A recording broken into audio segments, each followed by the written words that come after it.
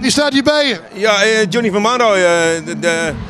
Natuurlijk een man uit Herengewaard die nu een beetje veel orde maakt met de Nederlandstalige muziek. En gaat allemaal heel erg goed met hem. Een zeer goede vriend van mij ook trouwens.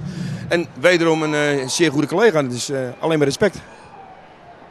I rest my case. Ja, wat moet ik zeggen? Ik kan het niet meer aanvullen. Wat vond je van het nummer Zij? Wereldnummer, echt een wereldnummer.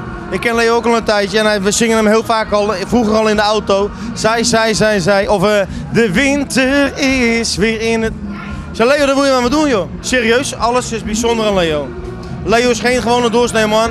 Leo keek van op aan, Leo is een topgozer. Leo kan zingen. Toen ik een jongetje van 20 was, had ik Leo al bij me. Tenminste, ik was bij Leo of op een feestje.